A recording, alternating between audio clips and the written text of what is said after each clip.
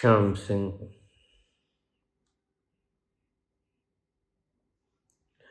बाबा जी चरण स्पर्श। क्या हम साधना करते करते प्रचार भी कर सकते हैं?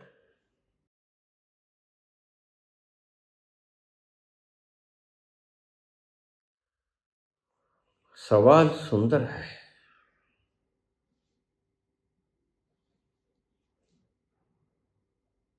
अध्यात्म का तल ऐसा है कि थोड़ी थोड़ी दूर जाके बदलता है। इसलिए बुद्धि से लेकर आत्म तत्व तक कितने ही पड़ाव आ जाते हैं, और सभी पड़ाव या बहुते पड़ाव एक दूसरे के विपरीत होते हैं। जो सूचनाएं बुद्धि से काम लेती हैं, वो सूचनाएं तुम्हारे अंतस्थल पर आकर बाधक बन जाती हैं और तुम्हारे आनंद में विघ्न डालती हैं। तो हम बुद्धि से चलते हैं। बुद्धि सूचनाओं का भंडार है। यहां से हम अपने भीतर प्रवेश करते हैं। पल पल हम तर बदलते हैं और एक दिन हम उस महारस में प्रवेश कर लेते हैं। बुद्धि का काम है भेद, काट छांट, और हमारे अस्तित्व का सभी खंडों को मिला लेना, एक हो जाना। एको ब्रह्म द्वितीय नास्ति।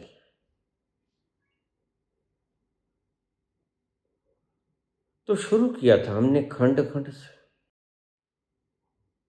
पहुंच गए हम अखंड में। जब तक व्यक्ति खंड खंड है तब तक उसे रस की वह एक बूंद भी नहीं मिलती। मारा मारा फिरता है वो। और जब वह अपने अंतस के उस तल पर पहुंच जाता है, वहां दुख का नामो निशान भी नहीं होता। तुम चाहो भी तो तुम दुखी नहीं हो सकते।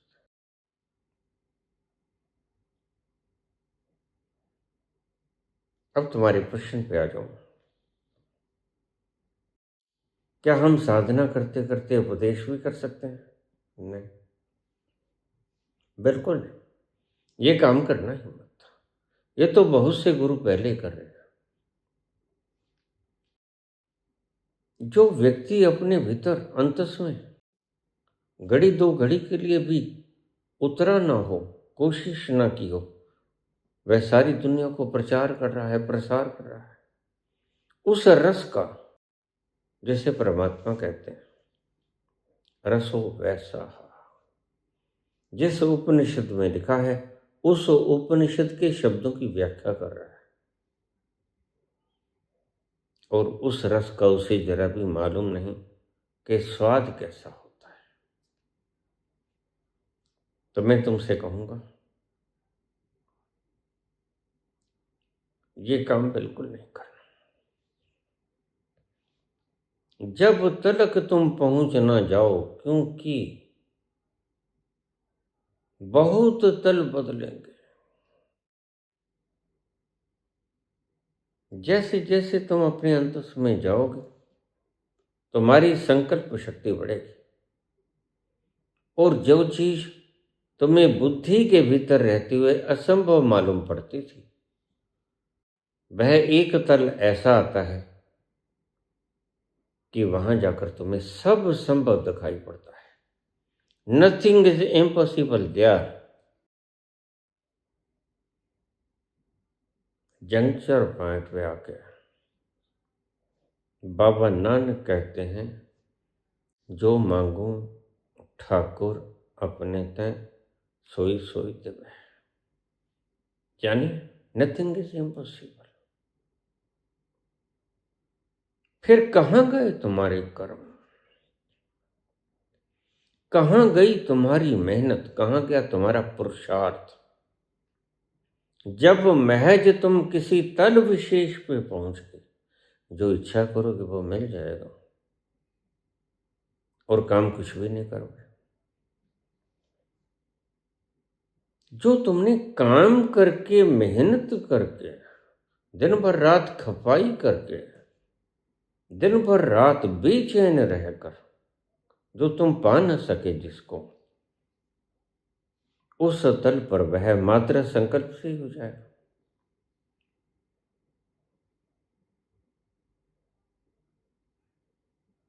बहुत से तल बदलेंगे बुद्धि से अस्तित्व के बीच में। बुद्धि पे जो चीजें असंभव होंगी, अस्तित्व में वो चीजें परम संभव होंगी। प्रचुर मात्रा में मिलेगा आनंद का अखंड रसधार वहां, जिससे बुद्धि एक बूंद भी ना पी सकेगी।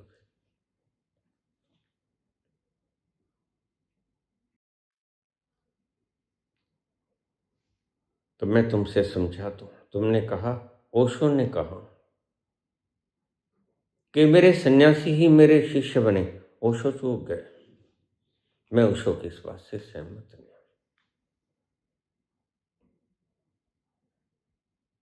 क्योंकि शिष्य कैसे प्रचार कर पाएगा जब प्रत्येक तल पर संकल्प बदलता है, और संकल्प के साथ ही तुम्हारी कॉन्शियसनेस लेवल बदलता है। एक तल है कि तुम सोचते हो, तुम्हारे सोचे से कुछ भी नहीं होता। और एक तल ऐसा है कि तुम सोचते हो और तुम्हारे सोचने से सब हो जाता है।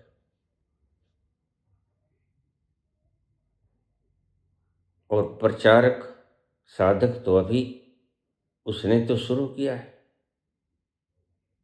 अगर वह अभी से उपदेश देना शुरू हो गया तो वह खुद भी रह जाएगा। आप तो डूबे ही हैं सनम, तुझको भी ले डूबेंगे। ना वह खुद प्रचार करने वाला व्यक्ति शब्दों का प्रचार कर पाएगा मात्र, लेकिन उस अनुभव का प्रचार कैसे करेगा। वह तो पीने योग्य चीज है, वह तो पीकर मदहोश होने जैसी चीज। ओशो कह गए, अपने ढंग से कह गए होंगे। मैं ओशो नहीं बोल रहा हूं, ध्यान रखना। मेरा अपना अनुभव है, मैं वही बोल रहा हूं। वह ओशो से मिले या विपरीत जाए, मुझे इसकी फिक्र नहीं।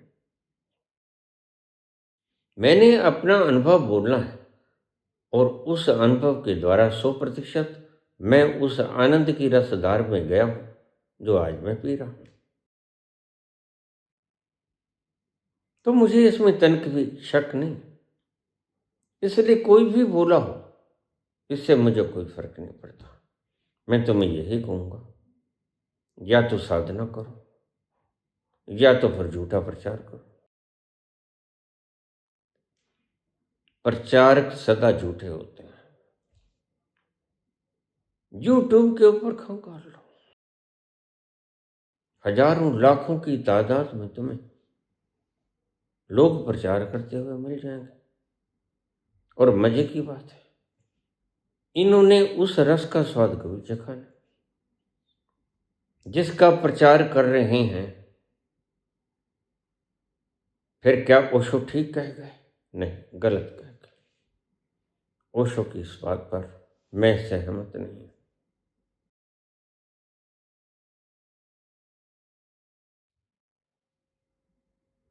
मैं कहता हूं, पहले स्वार्थी बनो। स्वार्थी बनकर तुम उस तल पर पहुंचो जिस तल पर पहुंचकर तुम जन्मों जन्मों की प्यास अपनी मिटाओगे। पहले तो तुम जन्मों जन्मों से प्यासे हो।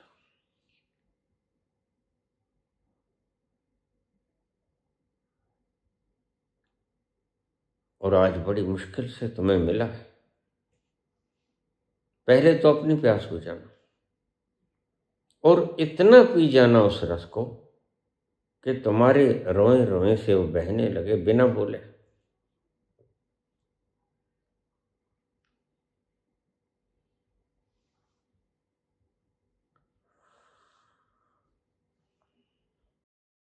सुरत कलारी भई मतवारी, सुरत कलारी भई मतवारी, मदवा पी गई बिन तोले। बिना तोले पी जाना, बिना बैग देखे सुराही समुद्र ही पी लेना अगस्त की तरह। और ऐसा वक्त आएगा जब तुम उसको बताने के योग्य हो जाओगे। बता तुम न सकोगे लेकिन योग्य जरूर हो जाओगे, क्योंकि तुमने पी लिया। जिसने अभी पिया नहीं उसके भीतर तो योग्यता भी नहीं आई। जिसने पी लिया वह योग्य तो हो गया, फिर वह बताया जा सके या न बताया जा सके यह बात भाषा की है, और भाषा से वह बताया नहीं जा सकता। और भी तरीके हैं। संत उन फार्मूलास को भी अपनाता है, संत इशारे भी करता है, संत अपने करीब भी बैठाता है, शक्तिपात भी करता है, उसके रोए रोए से झरता है आनंद। संत बहुत सी तकनीकें आजमाता है ताकि तुम भी उस रस को पी सको। तो पुत्र, तुमने पूछा क्या हम साधना भी करते रहे, क्रिया योग करें, प्रवचन सुने और ध्यान में न कुछ करने में बैठ जाएं और साथ में अपने साथी संगी को प्रचार प्रसार भी करते रहें? कभी मत करना, भूलकर भी मत करना। तब तक न करना जब तक कि तुम वह भीतरी अंतस के तल पर जाकर उस समुद्र को पूरे का पूरा ही न पी जाओ। जब तक तुम अगस्त्य की भांति पूर्ण समुद्र नहीं पी जाते तब तक जुबां भी न खोलना। वह बताया न जा सकेगा। ओठों को सीख के रखना। होठों पे ऐसी बात में दब के चली आई, होठों पे ऐसी बात में दब के चली आई, खुल जाए ऐसी बात तो दुहाई है दुहाई। जब वह बात खुल जाएगी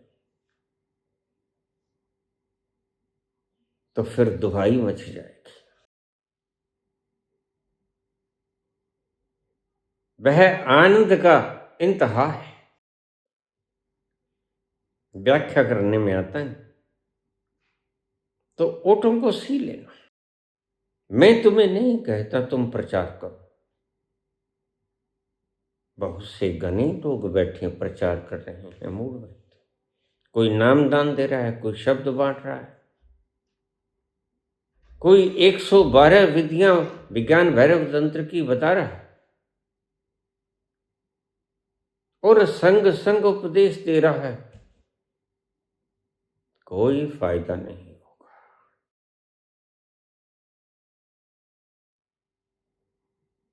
एक एक काम निवेदन होता है जहां।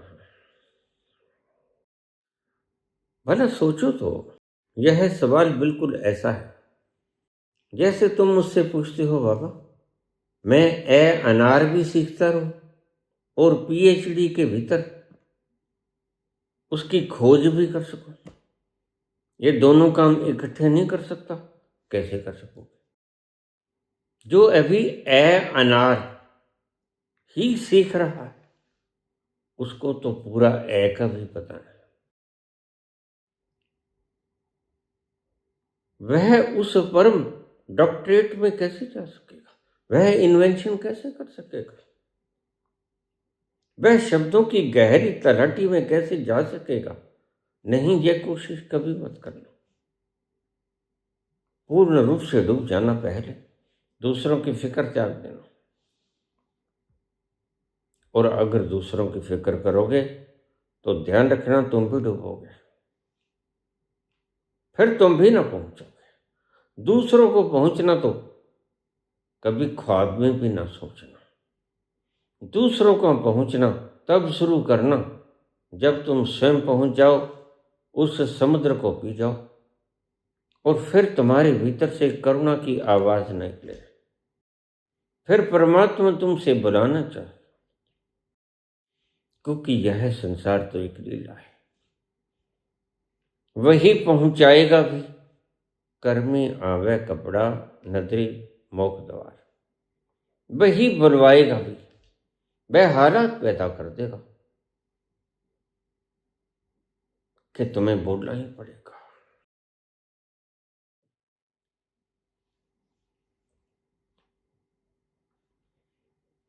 तुम न चाहते हुए भी बोलोगे।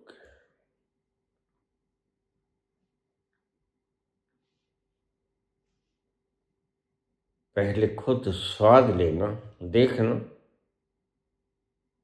पीने योग्य भी है कि नहीं। रामकृष्ण परमहंस मां काली की पूजा किया करते थे, उसके लिए चूरमा बनाया करते थे। चूरमे में घी डाला करते थे, शक्कर डाला करते थे, उसको अच्छी तरह से मिला के चख लेते थे। फिर कभी कभी और भी डालते थे शक्कर, कभी कभी घी भी और डालते थे। फिर चख के देखते, खाते, फिर उनकी तसल्ली हो जाती, फिर तसल्ली हो जाती, फिर वो रख लेते। माँ आएगी तो मैं उसको खिलाऊंगा। लोगों ने उसे ऐसा करते हुए देख लिया, शिकायत कर दी। मैनेजर के पास गए, मैनेजर रानी रासमणी के पास गए। हमारा पुजारी तो ऐसा करता है, मां को झूठा भोग लगवाता है। रासमणी वहां पर आई। रासमणी बोली, गदाधर, यह मैं क्या सुन रही हूं? उसने कहा, माता ठीक सुन रही है। जब मैं बच्चा था, मेरी माता मुझे चूरी खिलाती थी, तो पहले चख कर देख लेती थी, मीठा कम तो नहीं, कहीं ऐसा तो नहीं कि घी कम पड़ गया। और कई बार उसे डालना भी पड़ता है, और घी और शक्कर। फिर उसको बार बार खाती, और जब वह मेरे खाने के योग्य हो जाता, फिर माता मुझे खिलाती। तब से मुझे आदत है ये। जो मुझे ही अच्छा नहीं लगा, वह मां को अच्छा कैसे लगेगा? इसलिए पहले खा के देख लेता हूं। रानी रासमणी निष्प्रश्न हो गई, निरुत्तर। संतुष्ट हुई, समझ गई सारी बात, चली गई। उसने जाते हुए प्रबंधक से कहा, आज के बाद हमारे पुजारी के ऊपर किसी प्रकार की किंतु परंतु मत करना, ये कुछ भी करता रहे।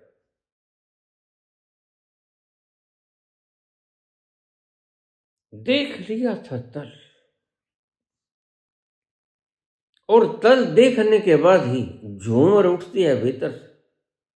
उसी झूमर के नशे में मेरा नाचती है। बाबा गाते हैं, नानक और कबीर मदहोश हो जाते हैं सुरती में।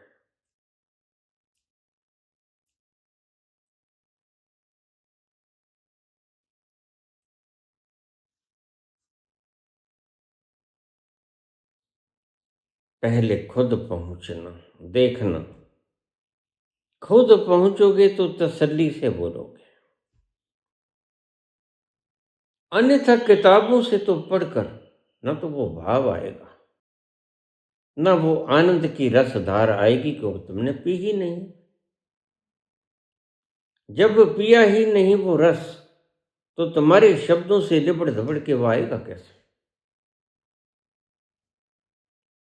तुम रूखे रूखे बोलोगे अल्फाज, और वह तो मात्र वेकेबलरी है।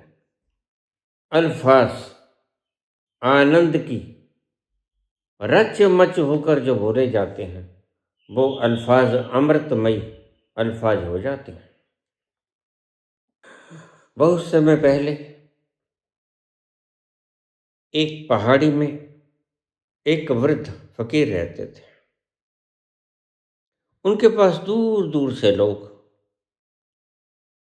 आशीर्वाद लेने और ज्ञान लेने के लिए आते थे। एक दिन बड़ा अजूबा हुआ। एक ही बार में दो शिष्य आ गए और दोनों ने बिल्कुल अलग अलग बात कही। एक शिष्य बोला, गुरुदेव, मैं अंधकार संसार का मिटाना चाहता हूं।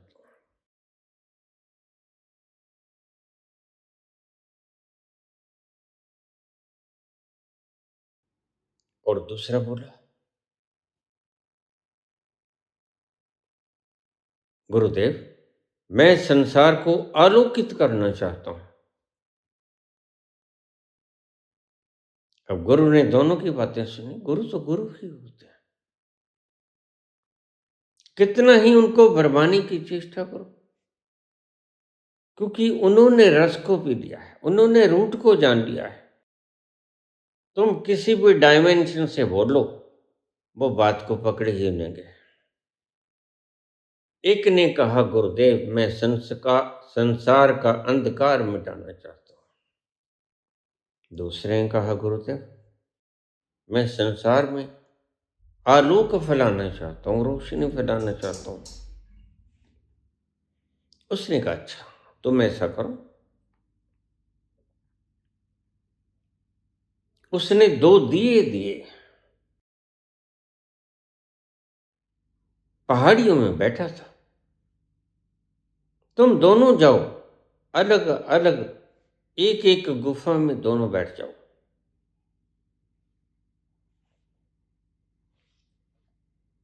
दोनों के हाथों पर जलते हुए दिए, समान रूप से जलते हुए दिए। जाओ और अलग बैठ जाओ और ये साधना करो, एक दुनिया से अंधकार को मिटाना चाहता है और एक आलोक फैलाना चाहता है।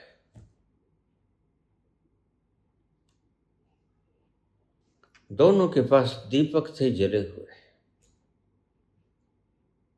एक ने दीपक एक स्थान पर रख दिया, गुफा बड़ी थी,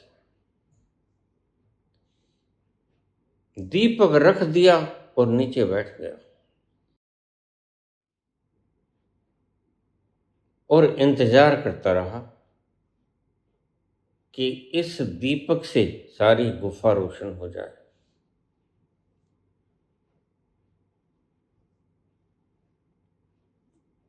और दूसरे ने वह हाथ में लिया, जलता हुआ दीपक, और सारी गुफा के भीतर चक्कर लगाने लगा। उसके हाथ पे जलता हुआ दीपक था। गुफा वह भी उतनी ही बड़ी थी जितने पहले वाले की। पहले वाला दीपक को रख कर वहीं बैठ गया, दूसरे वाला दीपक को हाथ में रखकर सारी गुफा में चक्कर लगाने लगा।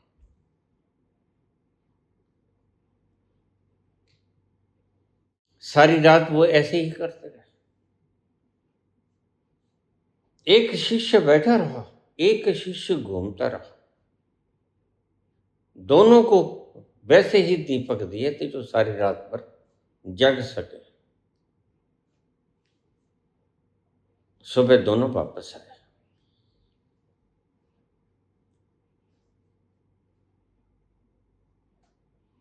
एक उदास था, एक शांत था, प्रसन्न था। गुरु ने कहा, क्या हुआ? जो उदास था उसने कहा, गुरुदेव, गुफा इतनी बड़ी थी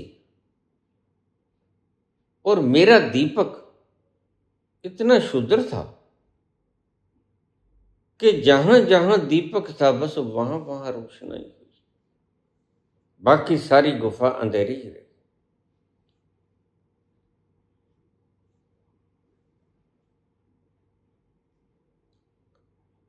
दूसरे के भीतर शांति थी, आनंद का आलोक था, मुस्कुरा रहा था।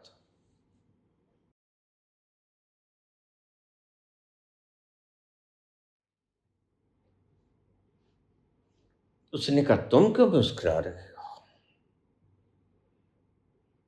मैं गुरु के चरण पकड़ लिए, बोला, महाराज, आपका सूत्र समझ में आ गया। मैं उस दीपक को सारी गुफा में लिए फिरता रहा। गुफा बिल्कुल उतनी ही थी जितने मेरे मित्र की गुफा थी, लेकिन मैं चाहूं दिशा में उसे लेके फिरता रहा और सारी गुफा में रोशनाई हो गई। जहां मैं चाहता वहां रोशनाई हो जाती, वहां दीपक को ले जाता।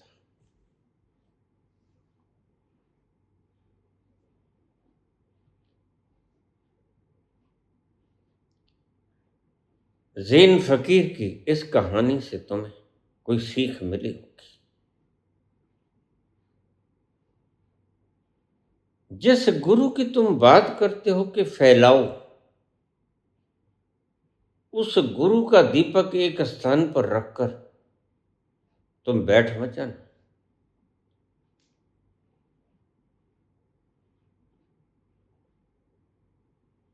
फिर सारी दुनिया अंधकार में रहेगी।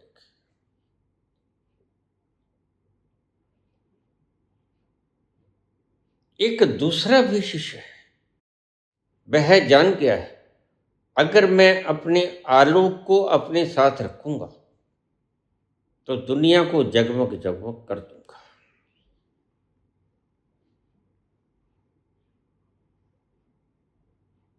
एक शिष्य है जिसने अपने भीतर जगमग नहीं किया।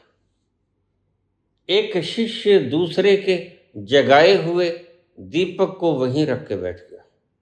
उसने अपने भीतर वह दीपक जलाने की चेष्टा नहीं की, और दूसरे ने उस दीपक को संग लिए फिरता रहा, यानी उसने अपने भीतर का दीपक जलाया।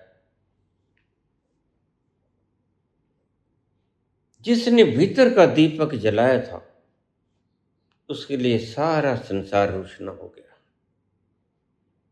और जिसने अपने भीतर का दीपक नहीं जलाया था, वरन गुरु का जो दीपक था उसे एक स्थान पर रख दिया था, तो जगत रोशन न हुआ, जगत सारा अंधेरा ही रहा।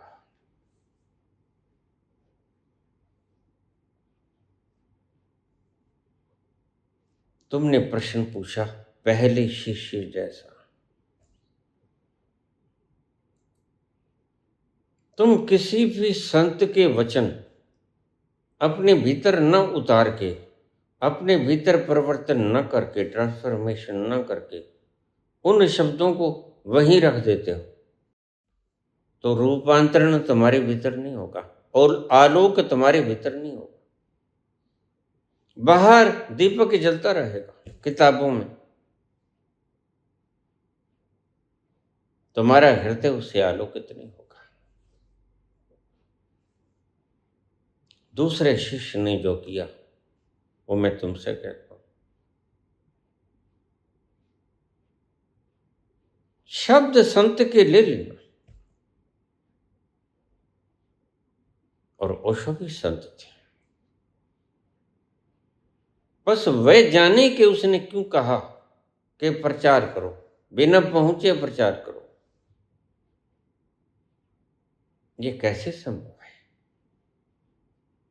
जब तुम रास्ते पे जा रहे हो ताजमहल को देखने के लिए और ताजमहल तुमने देखा नहीं, और रास्ते में तुम व्याख्यान करना शुरू कर दो ताजमहल के बारे में, तो क्या खा के व्याख्यान करोगे?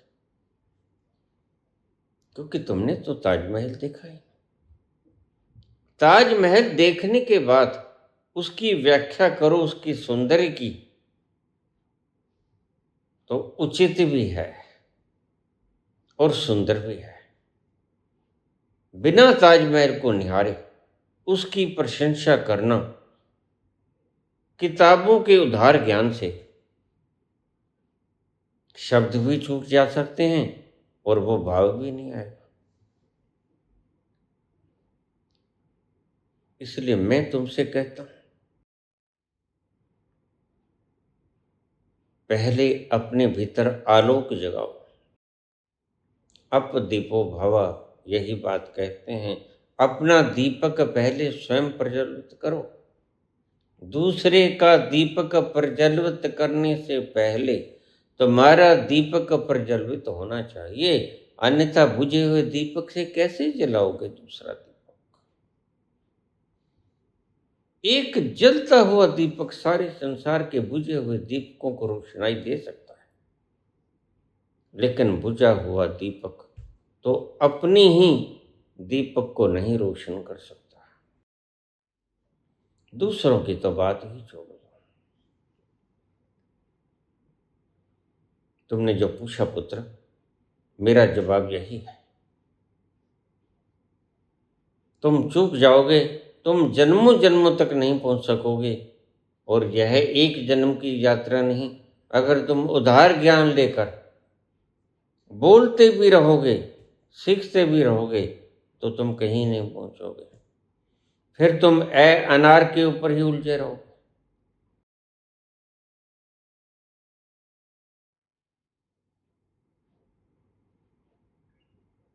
तुम पीएचडी नहीं कर पाओगे, तुम रिसर्च नहीं कर पाओगे, तुम उलझ जाओगे। एक एक काम को निबेड़ो, क्रमशः निबेड़ो। पहले ज्ञान देना बंद करो। ये सभी दे तो रहे हैं आज। अभी थोड़ी देर पहले मुझे मेरे चैनल कंट्रोलर बता रहे थे कि सभी ने 100 लोग एनलाइटेंड कर दिए। बाबा ने तो अभी एक भी नहीं किया। मैंने कहा उन 100 लोगों में से एक लोग मेरे पास लेके आओ। जो 100 लोग एनलाइटेंड कर गए, उनमें से एक मेरे पास ले आओ। यह जो बैठी है कतार यूट्यूब के ऊपर, धोखा है। न इनके भीतर शांत है, न इनका मन का भटकाव रुका है, न इनकी दौड़ समाप्त हुई, न इनकी वासनाएं मिटी हैं, न इनकी चाहतें खत्म हुई हैं, न इन्होंने भविष्य के सुनहरी स्वप्न संजोने बंद किए। फिर क्या खाक एनलाइटनमेंट हुई? एनलाइटनमेंट के तो लक्षण ही ये होते हैं। भविष्य के सुनहरे सपने खत्म हो जाए, अतीत की स्मृतियां तुम भूल जाओ, तुम्हारा अंतस गुनगुनाए उस खुशबू को बिखराए और तुम स्वयं आनंदित हो जाओ। दूसरों की परवाह बाद में करना।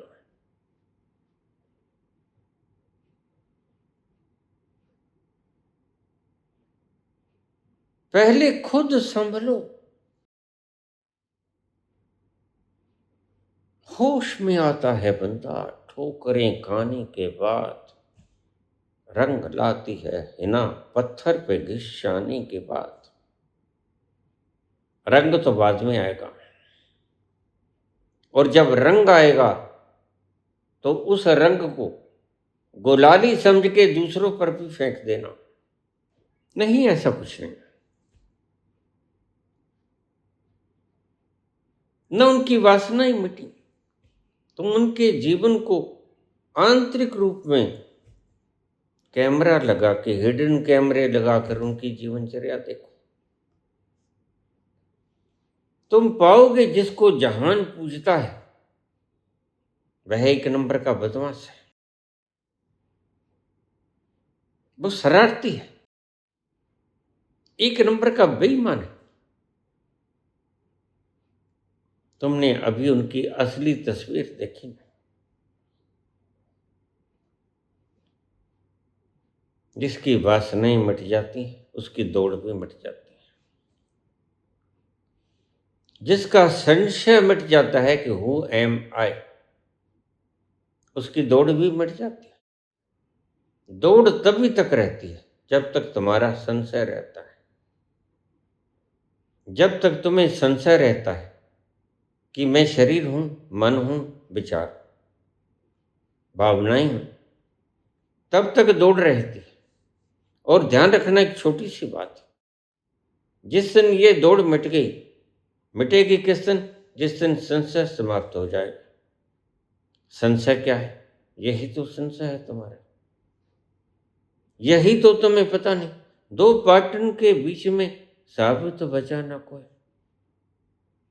चलती चाकी देखकर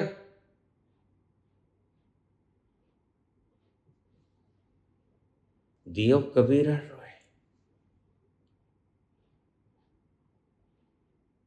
यह दो पाट चलते हुए देखकर कबीर रोता है। तुम्हें संशयात्मक बुद्धि देखकर कबीर रोता है। सभी फकीरों को, सभी प्रज्ञावानों को तुम्हारी दशा, तुम्हारे लटके हुए चेहरे देखकर रोना आता है। कभी खुद पे, कभी हालात पे रोना आया, कभी खुद पे, कभी हालात पे रोना आया। बात निकली हर एक बात पे रोना आया, कभी खुद पे, कभी हालात पे रोना आया। दो पार्टनर के बीच में तुम पिस रहे हो। वो दो पार्टनर कौन से हैं? एक कहता है मैं शरीर, वो तुम्हारी जन्मों जन्मों के संस्कार, जो कहते हैं मेरा शरीर, मैं शरीर, मेरी भावनाएं, मेरे विचार। और दूसरा, जो तुम्हारे गुरु तुम्हें समझाते हैं कि तुम शरीर नहीं हो। तुम जाग के देखो, तुम खंगालो अपने आप। जिन खोजा तन पाइया गहरे पानी पैठ, मैं बपूरा बूढ़ अंडरा गयो किनारे बैठ। थोड़ा हौसला जगाओ, थोड़ा सा हिम्मत लेके आओ, कूद जाओ इस संसार में। समुद्र की गहरी तलहटी में उतर जाओ तो तुम पाओगे हु आर यू। तो तुम इसी दुविधा में पिस रहे हो। इस विराट समुद्र के भीतर छलांग लगाने का साहस तुम्हें है नहीं। और तुम्हारी मान्यताएं जन्मों जन्मों की संस्कार बनकर तुम्हें बताती हैं कि तुम शरीर हो। इसी दो पैटर्न में तुम उलझे हो। एक पैटर्न कहता है कि तुम शरीर, एक पैटर्न कहता है कि नहीं तुम शरीर नहीं हो। तुम उलझ जाते हो। इसलिए जो अभी खोज के ऊपर निकला है वो तुम्हें ज्यादा दुखी मालूम पड़ेगा, या तो बिल्कुल बुद्धू, अव्वल नंबर के बुद्धू तुम्हें सुखी मिलेंगे, या बिल्कुल परम पराकाष्ठा के उस तल को छुए हुए लोग तुम्हें सुखी मिलेंगे। कारण कारण वो यकसा हो गए, एक तरफ हो गए। एक के भीतर अभी दुविधा की शुरुआत नहीं हुई। वह मूर्ख है और मूर्ख ही है, बस वह अंधभक्त रहेगा। वो कहेगा हमें नहीं पता, हम तो जैसे हैं प्रसन्न हैं। उसको उसकी मूर्ता में ही आनंद आता है। उसका भी सफर शुरू नहीं हुआ। वह बिल्कुल पशु जैसा है, बंधा हुआ, और उसको बंदरों से कोई फर्क भी नहीं पड़ता। उसके बंधन उसे जेवर लगते हैं, आभूषण लगते हैं। वह व्यक्ति तुम्हें ऐसा लगेगा जैसे इसको कोई दुख नहीं। वह परम बुद्धू है। या तो परम बुद्धू तुम्हें लगेगा सुखी है, सुखी नहीं होगा वो। सुखी होना कुछ अलग बात है। लेकिन जैसे ही तुम्हारी यह यात्रा शुरू हो जाती है, और यात्रा शुरू करनी होगी अगर तुमने उस आनंद के रस को पीना, तो फिर तुम दुविधा में आ जाओगे।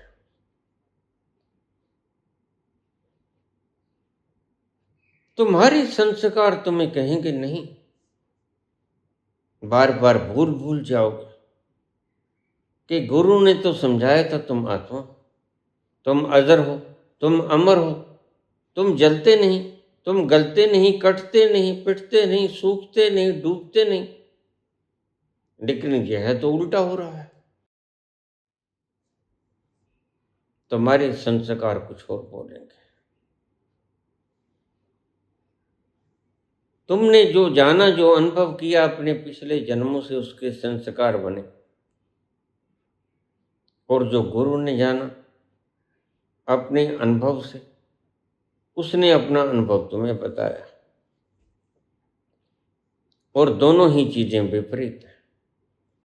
तुमने अपने संस्कारों से जाना कि तुम शरीर, और शरीर तो कट भी सकता है, शरीर तो मरेगा भी, शरीर तो जलेगा भी, शरीर तो गलेगा भी, शरीर तो सूखेगा भी। लेकिन गुरु कहता है नैनम छिदंती शस्त्राण। गुरु कहता है नैनम दहती पावकाहा, न चैनम क्लेदन त्यापो न शुष्यति मारुता। न हनते हन माने शरीर। शरीर मरता है, आत्मा नहीं मरती। और तुम दो पार्टों में उलझ जाओगे।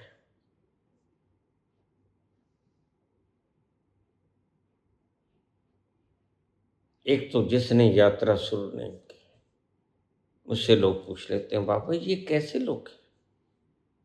मैं कहता हूं ये नए नए आए हैं पशु योनि में से। इनको बंधने की अभी आदत गई नहीं।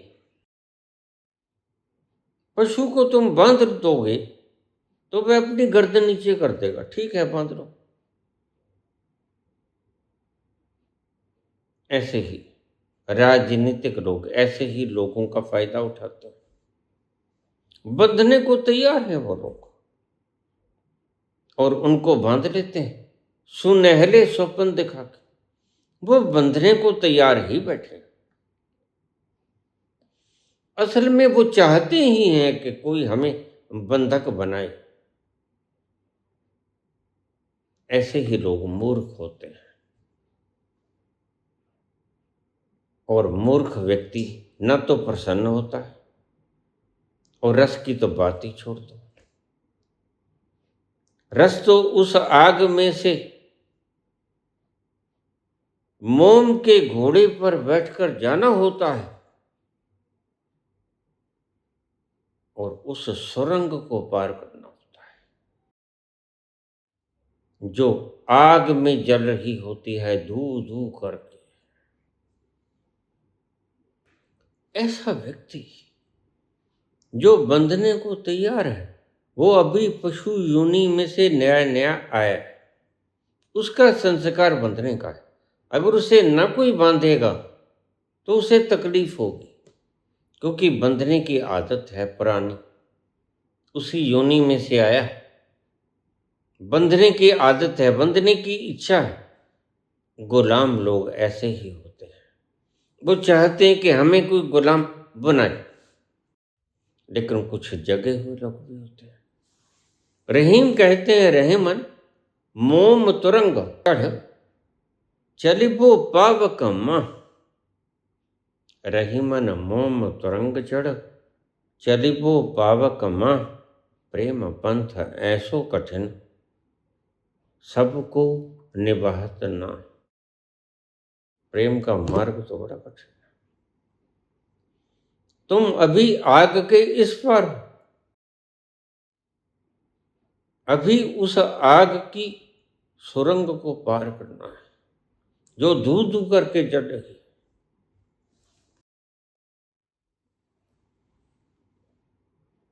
वह धू धू करती हुई सुरंग है क्या? यह संसार। जो बुद्ध ने कहा जीवन दुख है, संसार दुख आलय है, संसार दुखों का घर है और यह जीवन दुख है।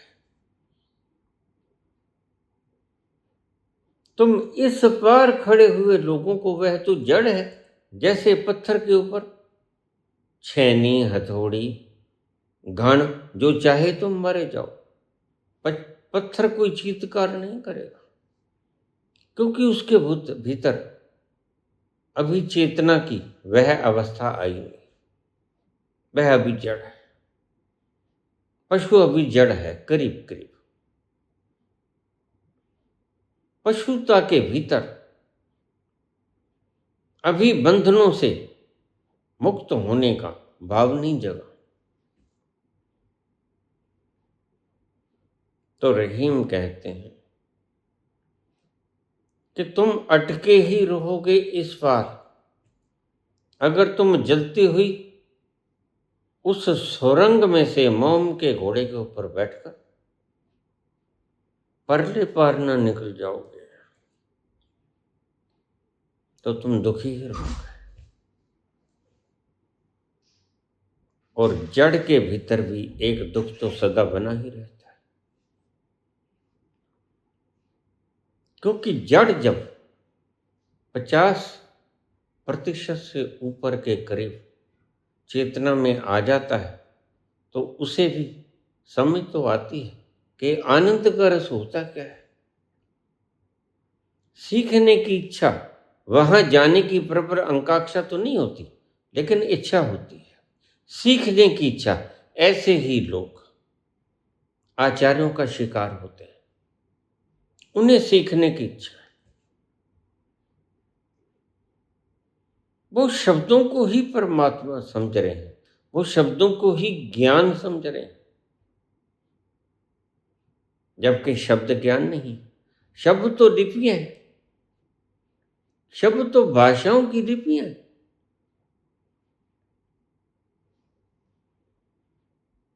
तो जो इस पार खड़ा होगा वह सुखी लगेगा, होगा नहीं, वह तो जड़ है। वह गुलाम होना चाहेगा, उसको मजे से गुलाम बना सकते हो तो वह गुलाम होने को तैयार ही है। लेकिन जिसके भीतर चेतना जग गई वह तुम्हारी गुलामी को स्वीकार नहीं करेगा, वह विद्रोह करेगा। तो रहीम कहते हैं, रहीमन मोम तुरंग चढ़ चलिबो पावक मां।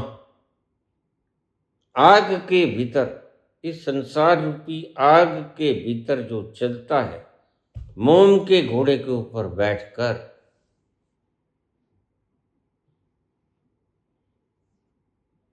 और इसको पार कर देता है, है भला मोम का घोड़ा पिघल नहीं जाएगा, पिघलेगा। बहुत बार तुम्हारा मन होगा छोड़ो, वह मिलेगा भी तो कैसा होगा, और पता नहीं होगा भी कि नहीं होगा।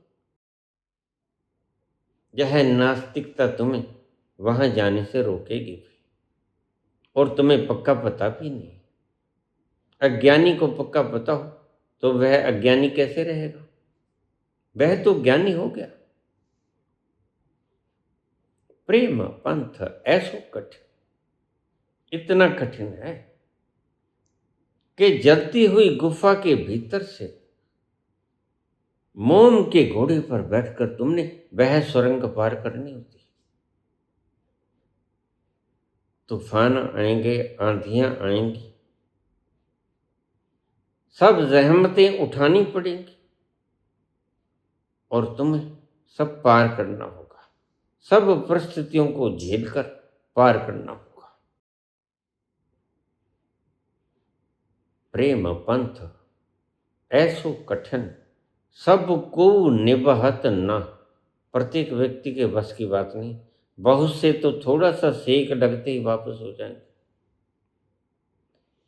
वो कहेंगे छोड़ो, हम यहां ठीक है। लेकिन ध्यान रखना, एक संत का तो नहीं, एक व्यापारी का शब्द है। स्वीट मॉडर्न वो कहता है more risk more profit, less risk less profit, low risk less profit, more risk more profit. और उससे बड़ा लाभ और क्या होगा? जहां जाकर तुम सदा सदा के लिए आनंद के वह रस का प्याला पीना शुरू कर देते हो, और उसके बाद ऐसा पीते हो कि चढ़ी रहे दिन रात, कभी उतरते हैं। और बाकी कोई भी नशा कर लो, भांग कर लो, मरजुआना कर लो, एलएसडी का कर लो, शराब का कर लो,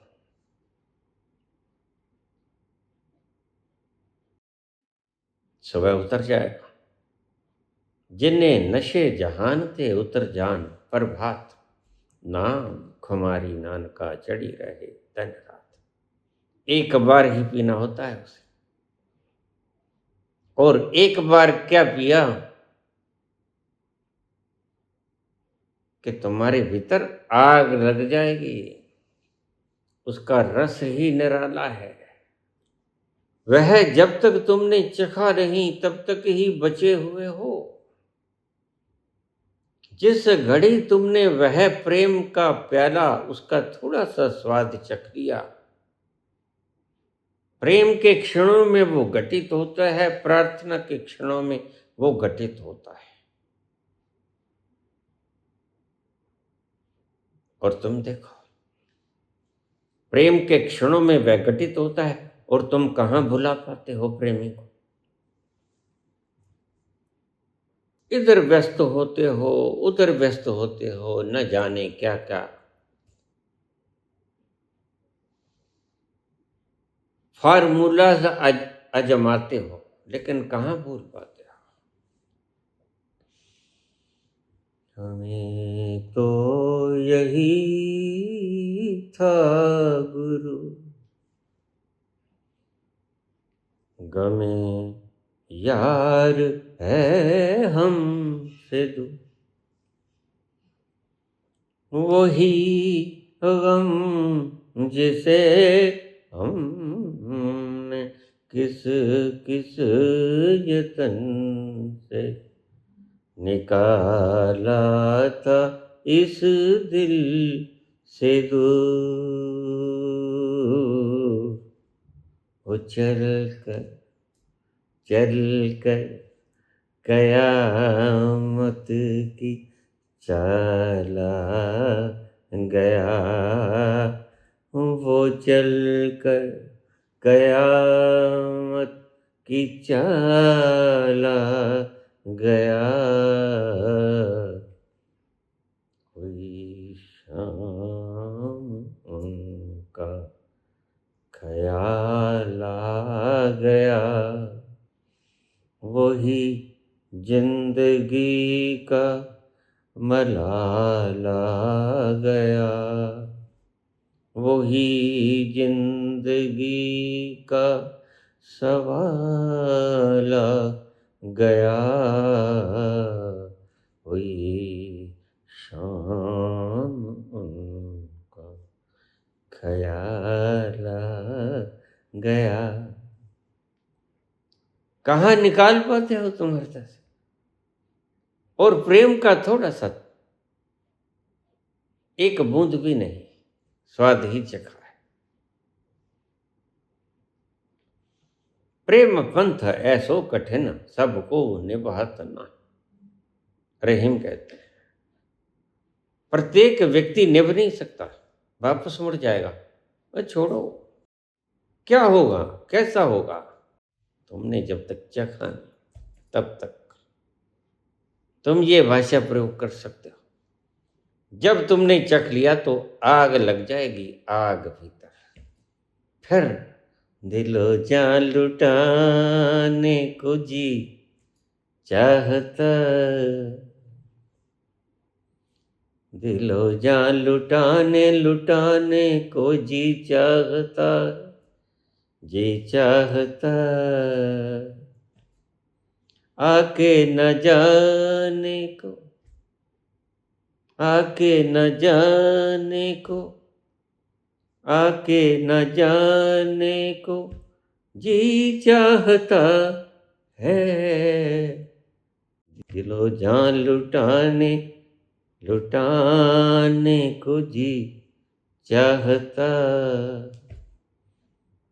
तुम्हारा जी करेगा। जो कंजूस बने बैठे थे, फिर तुम्हारा दिल करेगा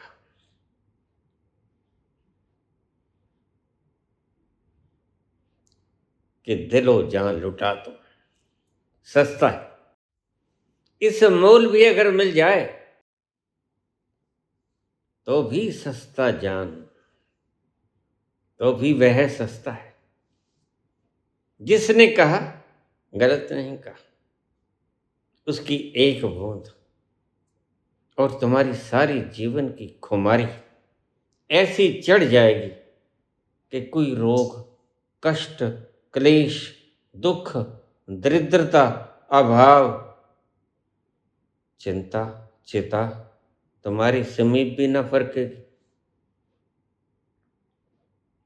बस एक बार उस रस की बूंद को चख लो।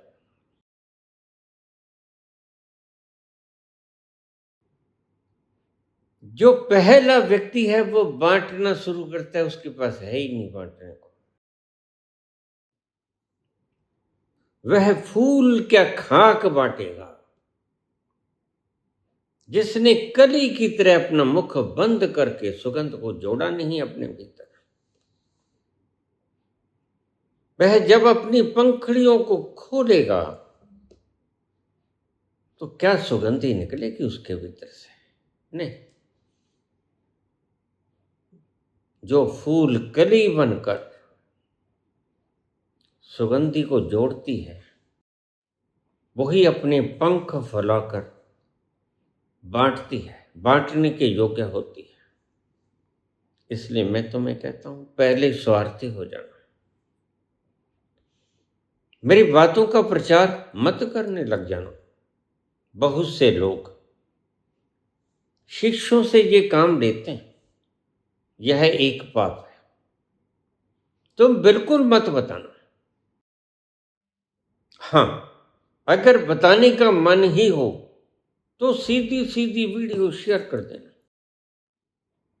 उसमें तुम्हारा कोई दोष नहीं।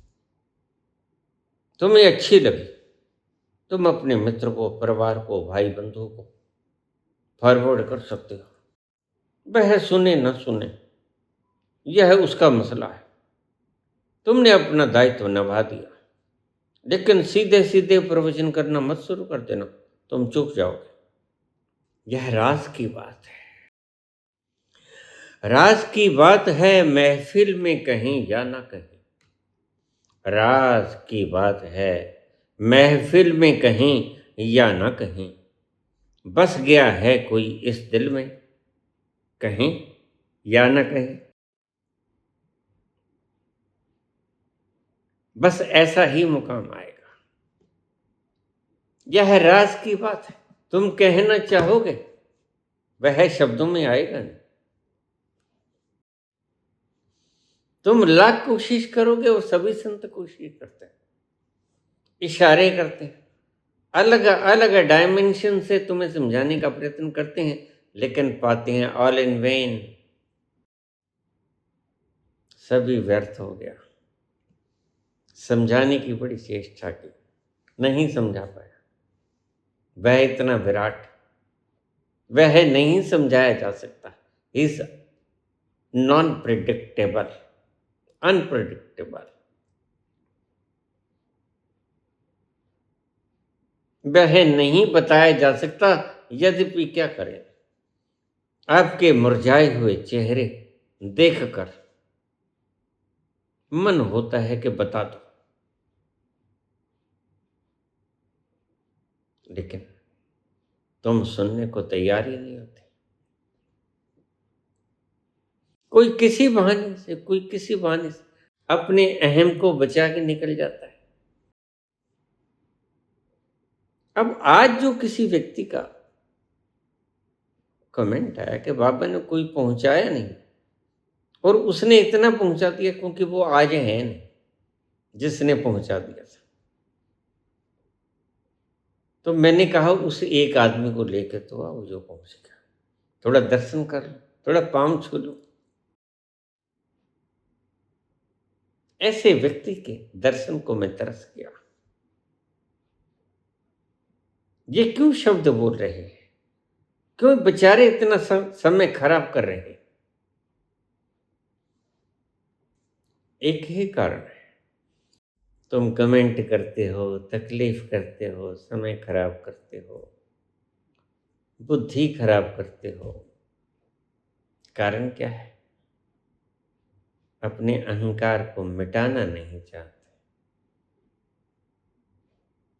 जिस दिन तुम्हारी तमन्ना होगी अहंकार को मिटाने की, उस दिन तुम ढूंढते फिरोगे। ये कमेंट तभी तक आएंगे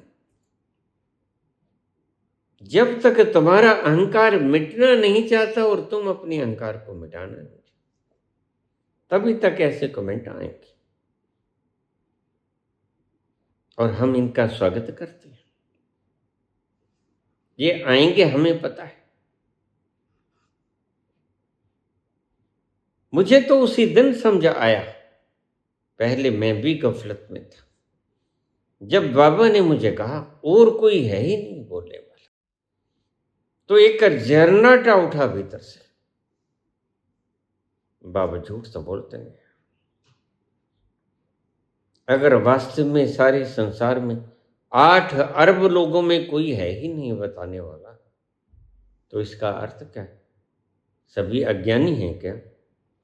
बाबा ने कहा, ज्ञानी हैं तो अल्फाज के ज्ञानी हैं, शब्द जानते हैं मात्र, शब्दों के भीतर का रस नहीं। और तुम्हारे पास शब्दों के भीतर का रस है, क्योंकि तुमने उस रस को पी लिया है। मुद्दतों से तुम पीते आए, 35 वर्ष हो गए तुम्हें पीतों।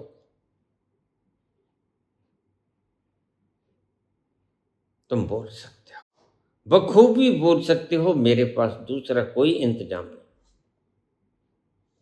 तो मुझे उठना पड़ा, और 3 मई को पहली वीडियो डालकर 2020 कोरोना काल में आज तक बोल रहा हूं।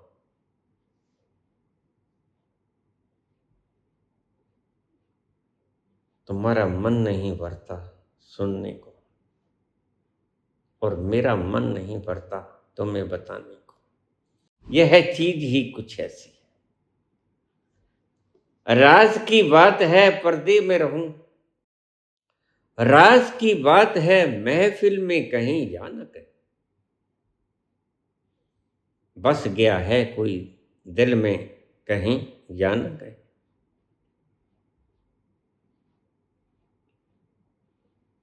निगाहें मिलाने को जी चाहता,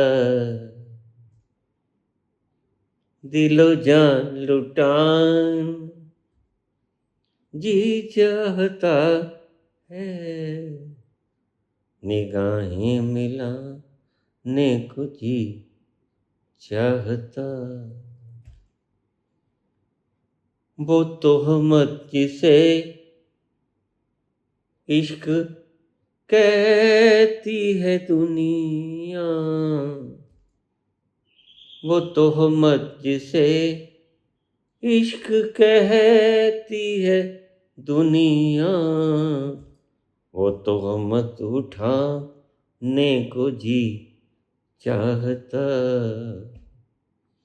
तोहमत उठाने को जी चाहता है, जी चाहता।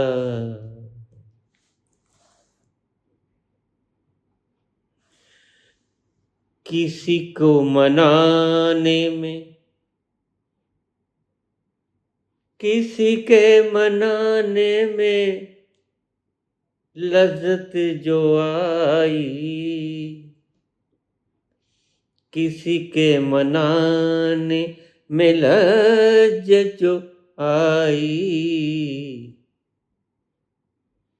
वो जलवा चुराने को जी चाहता,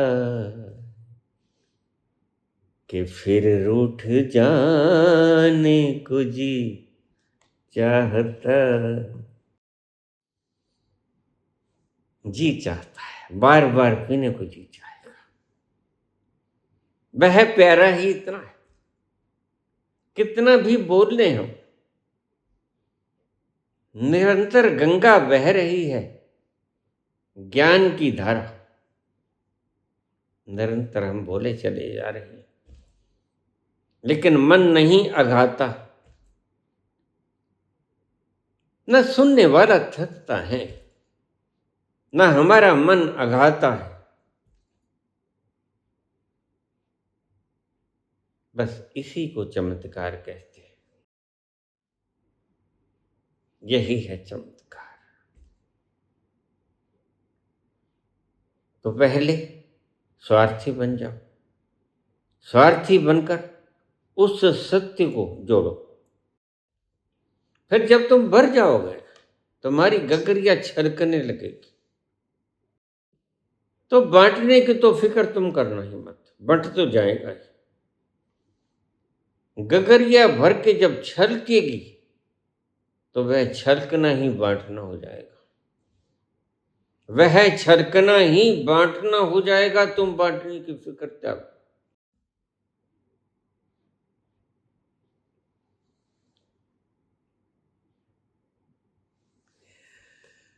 धन्यवाद।